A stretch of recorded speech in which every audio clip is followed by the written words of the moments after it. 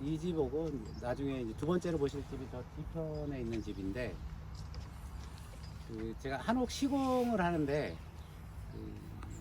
처음 설계부터 제가 다 했습니다. 그러니까 보통은 설계는 이제 건축사님들이 해주시는데, 기본적으로 이게 한옥 살림집 이런 것들은 건축사님들이 해주시기에는 좀 소규모 주택이니까 비용을 이렇게 많이 들여서 안 하려고 그래요, 건축주분들이. 그래서 보통 인허가 절차만 밟을 수 있는 간단한 설계만 하려고 그러고, 시공하는 입장에서는 설계가 좀 필요하고, 그래서 건축주하고 상의를 해서 제가 지금 3D로 이제 스케치업을 그리기 때문에 그렇게 이제 그 설계를 잡아서 그 설계 잡은 걸 건축사분한테 넘겨서 인허가 절차 밟고 이렇게 지었던 집입니다. 하는데 네. 갈 수 있으니까 이거는 지금 네, 제가 벽면 순서적으로 제가 설명을 해드리겠습니다. 유상적으로 네, 그리고 이제 중간에 이 반자 있는데 위에 열반사 시트를 해서 했고, 방 같은 경우는 중천장이 한 번 더 있습니다. 한 요 높이에서 중천장이 한 번 더 있습니다. 이따가 방 살펴보시면 중천장을 하기 전에 요 위에 이제 그 석가래 있는 데를 열반사 시트로 이렇게 싸바름을 한번 하고, 그리고 중천장 만들 때 다시 그 석고를 붙이기 전에 열반사 시트를 한 번 또 하고, 그렇게 해서 이제 몇 cm짜리 됐어요, 열반자. 열반사는 1T짜리 이제 10T짜리 썼습니다. 2cm. 예. 이제 요거 하나 가지고는 어렵고요. 그러니까 방 같은 경우는 맨 위에 우레탄 연질폼, 그다음에 열반사 시트 한 번, 밑에 또 열반사 시트 한 번, 그리고 석고 바르고 벽지에서 이렇게 이제 여러 겹을 써서 이제 단열을 했고요.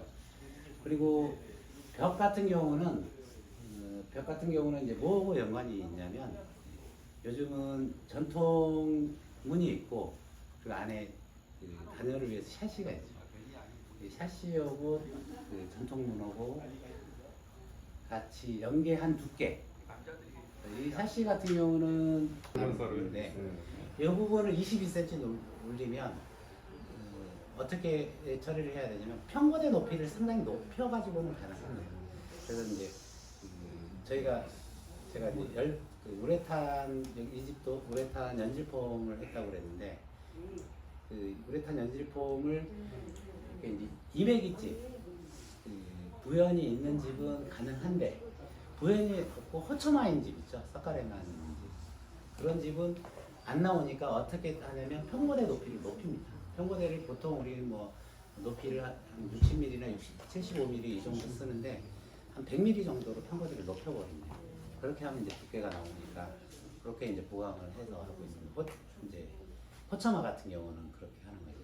근데 어떤 문제가 발생하냐면, 이 석가래가 수축을 합니다. 동그랗게 수축을 하니까 공간이 동그랗게 나오겠죠. 네, 동그랗게 나오고, 또 이게 수축을 한다는 건 위에 하중이 내려올 수밖에 없는 거죠. 위에 하중이 내려오는데 여기에 흙미장을 돼 있으면 당연히 깨져버리겠죠. 네, 툭툭툭 깨집니다. 그것 때문에 미장을 하고 여기 이제 두배지를 붙여가지고 깨지더라도 그냥 붙어 있게, 그리고 두배지가 다 감싸기 때문에 조금 더 나고, 또 하나는 뭐냐면 흙 두께를 최대한 얇게 갑니다. 그리고 그 안에 뭐를 넣냐면 스티로폼을 넣어가지고 단열 보강하고 스티로폼 사이에 우레탄 폼으로 충진을 하고요. 그렇게 지금 보강을 하고 있습니다.